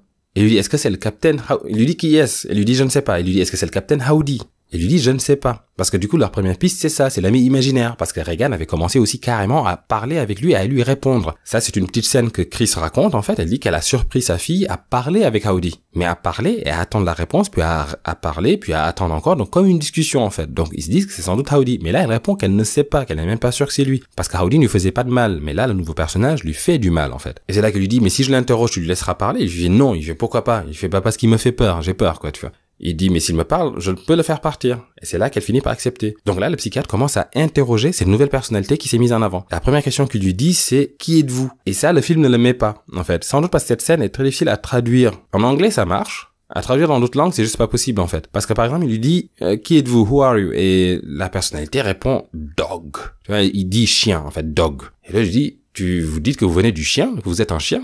Il fait dog, en gros, tu vois. Il répète dog. Alors, c'est très malin parce que à la fin, on comprendra que le démon parle à l'envers, en fait. Enfin, que cette personnalité-là démoniaque parle à l'envers. Et effectivement, dog qui veut dire chien. Et donc, quand il dit chien, on dit, bah oui, chien. Parce que depuis le début, on voit, en fait, cette présence canidée, là, chez le démon. On voit ces chiens, on voit ces signes avant-coureurs. On voit les chiens au début qui se bataillent. On voit les chiens qui foncent vers Karas. Le démon semble se manifester aussi à travers des chiens, des aboiements et tout ça. Mais sauf que l'envers de dog, c'est God, en fait. Et God, bah, c'est Dieu. Et donc ça marche.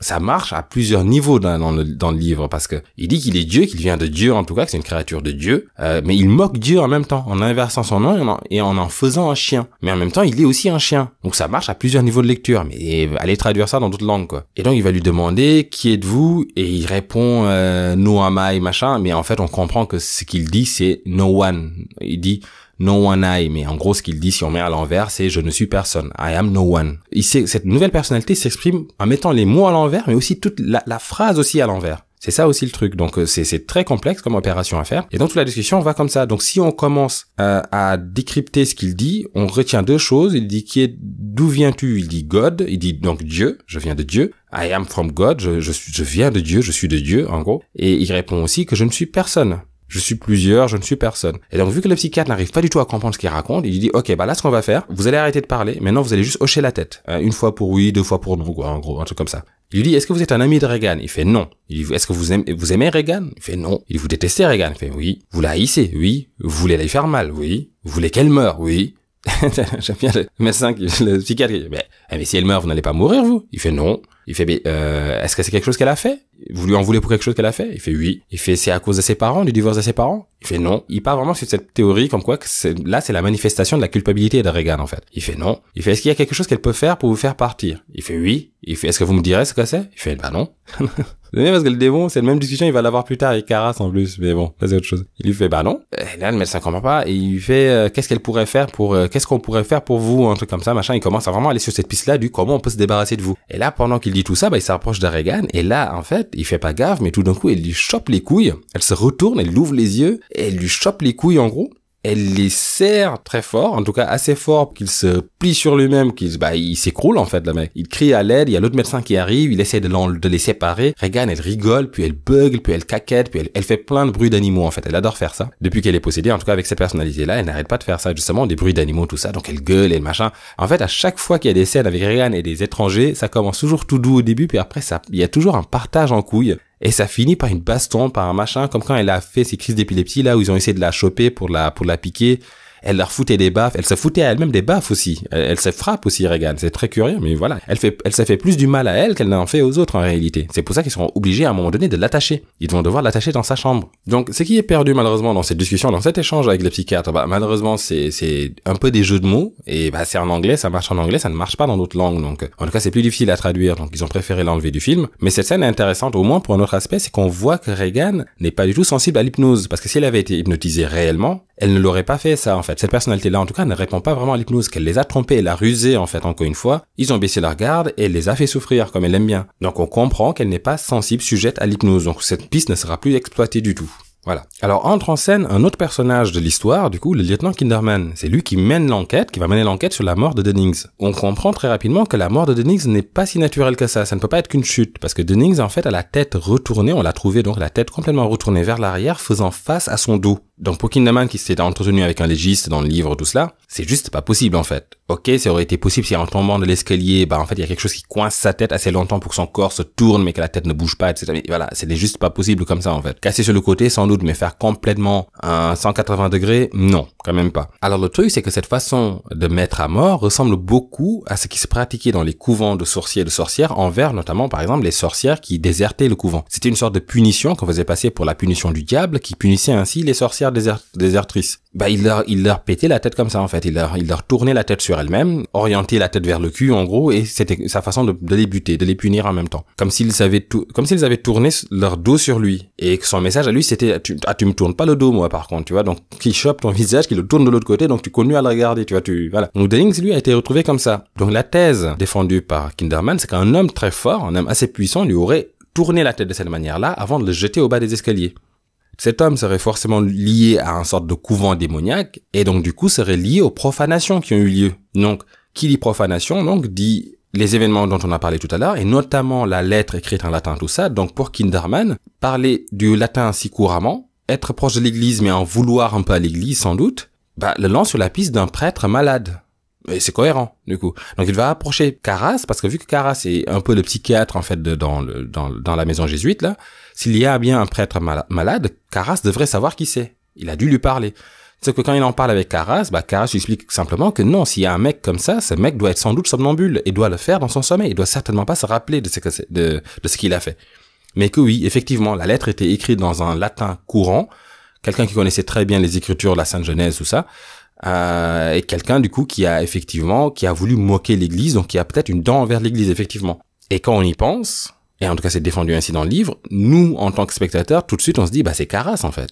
Parce que Karras en veut à l'Église. L'Église l'a un peu trahi, finalement, sur la fin de la mort de sa maman, la crise à travers laquelle il passe en ce moment par rapport à sa foi, par rapport à son amour pour Dieu, tout cela. On s'est dit, mais c'est Karras, en fait. C'est ça qu'on se dit. Sauf que depuis le début du film, on n'arrête pas de nous balancer des images subliminales de Pazuzu à droite à gauche. Donc, du coup, ça tue un peu le truc, quoi. Mais voilà, la piste était développée ainsi. Et ça, c'était très intéressant, pour le coup. C'est là que dans cette discussion-là, ils vont aller plus en détail dans ce qui se passait dans les messes sataniques, en fait. Donc, du satanisme lié, de la sexualité satanique ou les orgies qu'il faisait avec des accouplements entre prêtres, nonnes, tout ça, mais aussi avec des dragons. Apparemment, il faisait aussi l'amour à des dragons les mardis. Donc voilà, je rentre pas dans le détail, mais c'est très bien détaillé dans le livre, en fait, et c'est vraiment des parties pas très sympas à lire. Mais bien sûr, la thèse la plus logique, du coup, serait plutôt un phénomène de possession démoniaque, ou ils appellent ça aussi une possession somnambulique. Donc ça naît d'un conflit ou d'une culpabilité, et on va le retrouver souvent dans les sociétés un peu plus primitives, où ça va presque être voulu, cette possession, en fait. Et là, du coup, chez Regan, encore une fois, sans doute le divorce des parents. Ça s'expliquerait. Et chez le prêtre, chez Karras, sans doute, du coup, la crise par rapport à la foi et la trahison de l'Église. Beaucoup de pistes intéressantes, complètement tuées du coup par le film au profit du coup de la possession, encore une fois, mais j'ai trouvé ça très malin dans le livre en fait, de ne jamais basculer complètement dans la théorie de la possession. Tout simplement parce que justement la possession se veut trompeuse en fait. Le diable a tout à fait intérêt, même si c'était vraiment une possession, à tromper pour mieux blesser les autres. On voit depuis le début en fait, c'est souvent sa stratégie, tromper pour faire baisser la garde, pour mieux en fait ensuite blesser. Et que même le livre soit écrit de cette manière-là, c'est presque une possession dans l'autre sens, une possession envers le spectateur. Donc ça fait vraiment sens, je trouve. Je trouve ça plus malin, je trouve ça un peu plus subtil dans l'écriture. Après la baston avec le psychiatre, parce que c'est littéralement ce qui s'est passé à la fin, autant dire que là, non, le psychiatre, il arrête. Donc, Regan, elle est internée dans une clinique privée spécialisée, justement, dans ces maladies mentaux. Et elle est observée pendant plusieurs semaines. C'est très violent, c'est très, donc encore une fois, la piste, comme j'ai dit tout à l'heure, de la possession somnambulique est mise. Ce qu'il propose à Chris, c'est tout simplement de la garder en observation pendant beaucoup plus longtemps. Mais Chris refuse de l'interner, en fait, parce que concrètement, c'est ça qu'il propose. Elle refuse de l'interner, elle veut s'en occuper elle-même. Elle ne veut pas que sa fille finisse à l'asile, quoi. Donc, en fait, les médecins sont un peu pris au dépourvu, donc à un moment, ce qu'ils vont lui suggérer, c'est tout simplement l'exorcisme, en fait. C'est là, en tout cas, qu'ils avancent l'exorcisme, fait par un prêtre, comme étant une solution autosuggestive de guérison. C'est-à-dire que vu que le possédé se l'est mis lui-même en tête, ce même possédé donne un pouvoir exceptionnel à l'exorcisme, en fait. Donc, le subir, pour lui, est la voie logique de la guérison. L'exorcisme devient donc un traitement de choc. La victime, croyant à la possession, crée cette possession, et vu qu'elle croit au pouvoir de l'exorcisme, elle peut ainsi faire marcher l'exorcisme. Et ça semble cohérent aussi si on continue sur la piste aussi du fameux livre, le livre que Regan a trouvé et qui suit toutes les étapes de la possession. Donc voilà, il dédaigne quand même cette solution, ça reste des médecins, donc il reste raisonné, mais il se dit que ça marche. Ça ne marche pas pour les raisons qu'on croit, ce n'est pas juste Dieu qui se débarrasse du diable ou Jésus qui fait fuir le diable, ce n'est pas ça, mais c'est juste pour le pouvoir de suggestion de ce traitement-là, tout simplement. Voilà, le pouvoir d'autorité. C'est comme ça qu'il avance en tout cas. Mais même Chris est sceptique en fait, elle n'y croit pas trop, et en plus Chris n'a aucune, comme je l'ai dit au début, Chris n'a aucune inclinaison religieuse en fait. Chris est dans le doute, complètement dans le doute, et encore une fois, ce doute, comme j'ai dit, ne lui a pas permis une réponse satisfaisante à la question de la mort quand elle l'a avancée, quand sa fille a posé cette question. Mais voilà, en tout cas, elle ne saute pas tout de suite sur cette solution-là. Ce n'est pas aussi immédiat qu'on le voit dans le film. Elle y réfléchit. Alors pendant que Chris ramène sa fille à la maison, de la clinique, Kinderman lui va traîner un peu autour des marches d'escalier pour voir ce qui s'est passé, comment ça se machin, là où on a retrouvé Dennings mort en fait, et il va tomber sur une petite sculpture en fait, sculpture toute mignonne, et bien sûr on reconnaît le style de Regan, et donc nous ça y est, on commence déjà à faire un peu de lien quand même, hein. Il va bien entendu, c'est logique, il va rendre visite à Chris et il va lui demander, il va poser des questions sur les allées et venues de Dennings. Donc il sait que Dennings est passé par là, ça donc Chris lui apprend, mais qu'il était parti avant qu'elle rentre. Donc voilà, que ce qui s'est passé ensuite ne les regarde pas trop quoi. Mais Kinderman explique que la rupture du cou et le fracassement du crâne, ça indique déjà une mort sans doute par défenestration. Déjà quelqu'un lui a pété le cou d'abord, lui a retourné la tête avant de le balancer par la fenêtre. Donc quelqu'un qui lui en voulait vraiment quoi. Et là Chris commence à comprendre, tu vois. Elle se rappelle de la fenêtre ouverte quand elle est rentrée dans la chambre de Regan. Reagan. Et quand il lui parle d'un homme très fort, de quelqu'un qui a beaucoup de force, elle se rappelle aussi le mal qu'ils ont eu à maîtriser Reagan quand il se déchaîne, en fait. Donc elle est un peu mal à l'aise, mais elle commence à le cacher, elle ne veut pas tout dire, elle sert du thé à Kinderman, tout ça. Et pendant qu'elle lui sert du thé, Kinderman fouille un peu et il va tomber sur d'autres petites sculptures, justement, qui ressemblent à celles de Reagan, bien sûr. Qui ressemblent à celles qu'il a retrouvées aussi au pied de l'escalier, là où Dennings est mort. Ce qui n'est pas très logique. C'est vraiment un fil rouge grossier. Enfin, c'est une corde rouge, là, de la part du film, parce que pourquoi il y aurait une sculpture à côté du corps de Dennings? Enfin, Reagan ne l'a pas étranglé puis mis une sculpture dans sa bouche avant de le balancer, quoi. C'est pas comme ça que ça s'est passé. Mais enfin, bref. Kinderman le remarque, note de côté un peu, et puis, donc, voilà. Cet entretien ne va pas donner grand chose. Kinderman, alors, a une façon d'enquêter qui fait un peu penser à Columbo. Il parle beaucoup, il fait beaucoup semblant d'oublier des choses, puis il revient, puis il redemande une question, puis il repart, etc. Alors, à la différence du film, dans le livre, ce qui va se passer, c'est que bien sûr qu'il n'y a pas de petite sculpture magique là qui apparaît à côté du corps de Dennings. C'est pas du tout ça qui va se passer. Il va bien sûr aller rendre visite à Chris, il va poser ses questions, et là en fait quand il va voir les sculptures, les formes vont plutôt lui rappeler les profanations. C'est ça qui va se passer. Il va un peu gratter du doigt les sculptures, et parce qu'en fait ce qu'il veut faire c'est recueillir en fait la matière sous ses ongles, parce qu'il va ensuite aller l'analyser. Il est comme ça en fait, il est très fourbe, il est très discret, il est très malin, et il arrive vraiment à obtenir ce qu'il veut en fait, sans donner l'impression qu'il y pense vraiment. C'est toujours en faisant diversion en gros. Et donc il va gratter les sculptures. Plus tard d'ailleurs il y aura Sharon qui sera là en train de taper une lettre à côté de lui, puis qui va se tromper, qui va jeter une boule de papier dans la corbeille, mais elle va le rater. Il va faire semblant de la ramasser pour le mettre dans la corbeille pour la dépanner, mais en fait il va garder cette boulette de papier, parce qu'il va aussi l'analyser. Et ce qui va se passer, c'est qu'en rentrant, en analysant ces éléments, il va se rendre compte déjà que la matière utilisée pour sculpter, que Reagan utilise pour sculpter, c'est la même matière qui a été utilisée pour sculpter les pénis et les seins de la Vierge Marie. Ce qu'ils vont découvrir aussi, c'est que la machine à taper de Sharon, c'est la même machine qui a servi à taper les lettres qu'on a retrouvées avec les insultes à latin. Sauf que bien sûr, ça a été tapé par une force avec une main beaucoup plus forte, en fait, que celle de Sharon. Donc on se dit, en fait, que c'est Reagan qui a tapé la lettre, qui est sorti en pleine nuit avec son matériel à sculpter, qui est allé sculpter des seins et un pénis sur la Vierge Marie, en fait. Donc je sais même pas à quel moment il a pu faire ça. Ça veut dire qu'il a sauté par la fenêtre, en plus.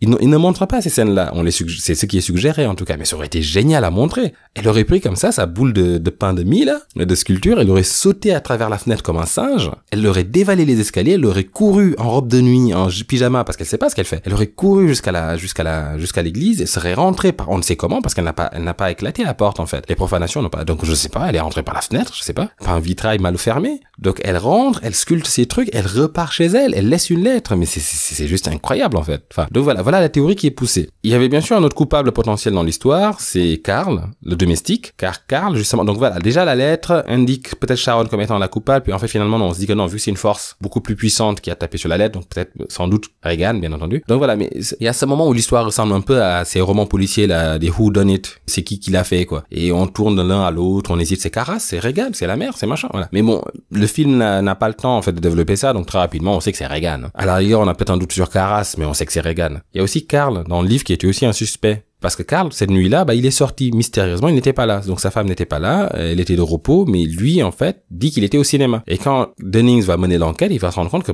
Carl n'a pas pu être au cinéma à ce moment-là. Et on sait que Carl et Dennings ne s'aimaient pas du tout. Ils se sont même battus à la soirée, vu que Dennings n'arrêtait pas de le traiter de nazi. Parce qu'il pensait qu'il était allemand, alors que Carl disait qu'il était suisse. Donc cette fameuse embrouille-là. Donc le fait qu'il y ait embrouille, qu'ils ne s'entendent pas, et que comme par hasard, ce soir-là, Dennings étant seul à la maison, on le retrouve mort, et que Carl mente sur ses allées-venues, on s'est dit, voilà, il s'est vengé en fait. Et Carl est assez fort quand même, assez grand et assez costaud. Donc on se dit que c'est potentiellement Carl. On apprendra plus tard qu'en fait non, Carl en réalité allait rendre visite de temps en temps à sa fille. En fait, sa mère n'est pas au courant que leur fille est vivante en fait. Alors c'est une drogue addict qui a un pied beau en plus. Donc elle est devenue tellement addict en fait que Carl, pour protéger sa mère, préfère dire à Alvira, elle s'appelle la femme de Carl, que sa fille est morte. Carl, en attendant, du coup, quand il travaille, l'argent qu'il gagne, il va de temps en temps donner à sa fille, qui vit avec un homme alcoolique aussi et qui se drogue avec l'argent de son père en fait. Donc c'est ça qu'il fait. Il a pas voulu en parler. Il ne voulait pas faire du mal à sa femme, donc il préfère cacher ses allées et venues. Et Kinderman finira par le découvrir en fait. Et il saura donc que Carl n'est pas coupable. Alors quand Kinderman va partir, ça y est, il a vraiment des suspicions par rapport à la maison. Il sait qu'il y a un truc avec la maison. Donc il va commencer à la surveiller. Il demande même à voir Reagan, mais en fait vu que sa mère vu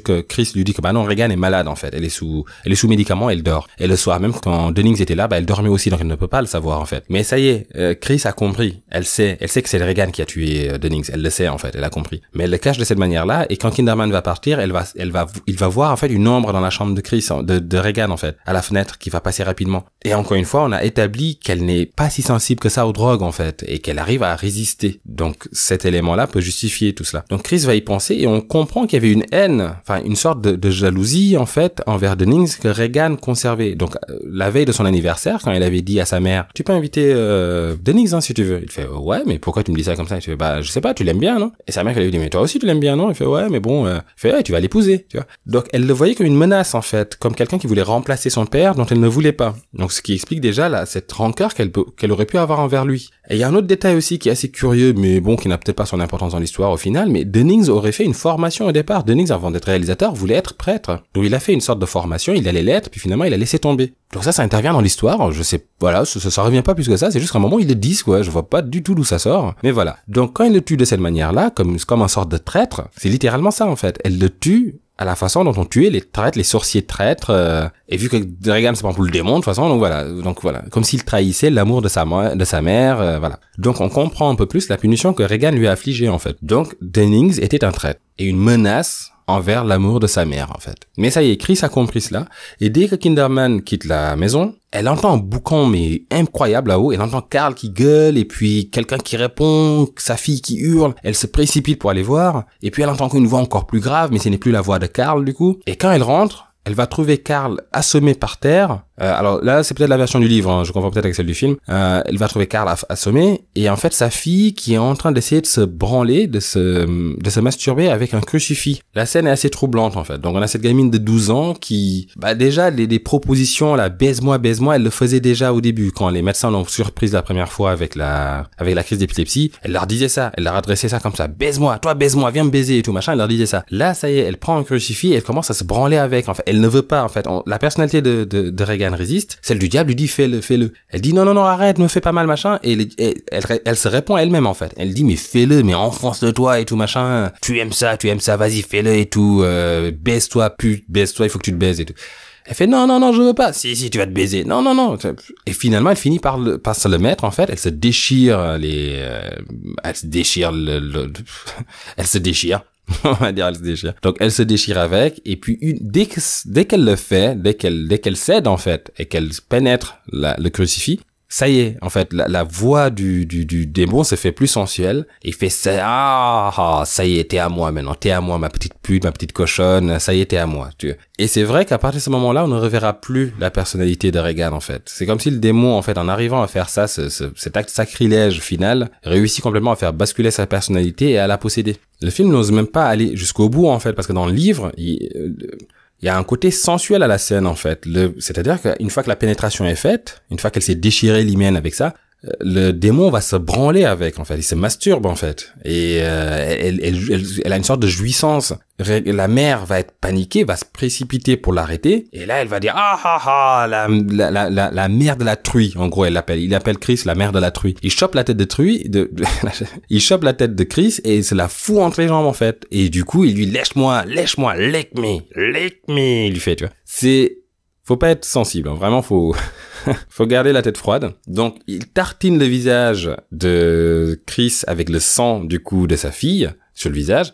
Il soulève sa tête et lui met une claque, mais qui l'envoie voler. Elle tombe, elle se pète la tête contre le mur. En plus, je crois vraiment que c'est ce qui s'est passé dans le film, hein, par accident. Elle s'est vraiment pété la tête sur le mur. Elle hurle de douleur. Et là, il y a des domestiques qui accourent pour aider. Regan se tourne vers la porte, et là, la porte se ferme, donc condamne l'accès, et là, elle regarde ailleurs, du coup, elle envoie un meuble sur sa mère, qui risque de tomber sur elle, puis sa mère qui rampe, qui essaie de... Et là, il y a quelque chose d'important qui se passe, en fait, c'est-à-dire que Chris commence à perdre connaissance. Avec tout ce choc et tout ça, elle commence à vraiment voir de la buée, de la fumée, elle sait plus où elle est, quoi, elle est en train de divaguer. Le choc, les coups, le choc, le coup sur la tête, elle commence à divaguer, et dans cette divagation, si c'est le mot, elle va voir sa fille, qui pourtant est assise et lui tourne le dos. Elle voit sa tête qui se tourne sur elle-même jusqu'à lui faire face, donc cette scène est hyper connue, jusqu'à lui faire face et lui dire, tu sais ce qu'elle a fait, ta putain de petite fille, mais elle le dit sur le même ton de voix que Burke, en fait, donc avec un ton un peu anglais, un peu cassant. You know what you did? Your cunting daughter, tu vois, un truc comme ça. Il lui dit ça comme ça. Donc avec la voix de Dennings, donc il accuse Regan de ce qui lui est arrivé, en fait. Et là, c'est important, il dit, est-ce que tu sais ce qu'elle a fait, ta putain de fille? Donc, il parle même pas de lui, il ne parle plus de lui comme étant la fille, il dit, tu sais ce que j'ai fait? Non, il ne se désigne pas comme coupable de ce meurtre, en fait. Il dit que c'est la la fille qui l'a fait. Donc toujours dans cet esprit de manipulation encore, où en fait il n'a rien à se reprocher, le démon. C'est Regan qui l'a fait, tout simplement. Et encore une fois, quand elle tourne cette tête de cette manière-là, dans le film, ça ne fait aucun doute qu'elle le fait. Elle tourne vraiment la tête à 180 degrés. Dans le livre, elle est en train de s'évanouir. Elle est en train de s'évanouir et ce qu'elle voit n'est pas si net, n'est pas si clair. Et quand cette scène finale, c'est sur le rire de Regan avec la tête tournée à 180 degrés, qu'elle crie et qu'elle s'évanouit complètement. Mais la scène n'est pas si sûre, en fait. Encore une fois, le livre ne va pas aller jusqu'à là où le film ose aller, en fait. À aucun moment, le livre ne dit qu'elle a concrètement devant sa mère tourné sa tête sur ses vertèbres et puis regarder et fait un 180 degrés avec sa tête, quoi. Le livre ne dit pas ça. Un autre point qui est intéressant sur cette possession que subit Regan, c'est les étapes, en fait. Il est décrit dans le livre, donc vu qu'ils vont beaucoup parler de cas de possession et autres, il est décrit justement ces différentes étapes de la possession qui se passent en 2 temps. D'abord, il va y avoir ce qu'on va appeler l'infestation, donc avec des bruits, des odeurs, des mouvements. En gros, l'idée là, c'est que l'entité va attaquer tout l'entourage, en fait, de la victime. Histoire de la fragiliser, en fait. Et donc, c'est ce qu'on a dans ce film. On a effectivement les bruits de rats, on a le froid, on a les odeurs, parce qu'il y a un moment donné aussi, Regan sent une odeur de brûlé partout, mais elle ne comprend pas ce que c'est, quoi. Il y a quelque chose comme de la chair qui brûle, quoi. Donc, c'est ça, en fait. Ça s'appelle l'infestation. Et c'est clairement ce qu'on a aussi dans les Paranormal Activity, en fait. Toby passe son temps à infester l'environnement, en fait. C'est ce qu'il fait. Il trouble, il fait des mouvements, il fait des conneries, petit à petit, ça s'amplifie.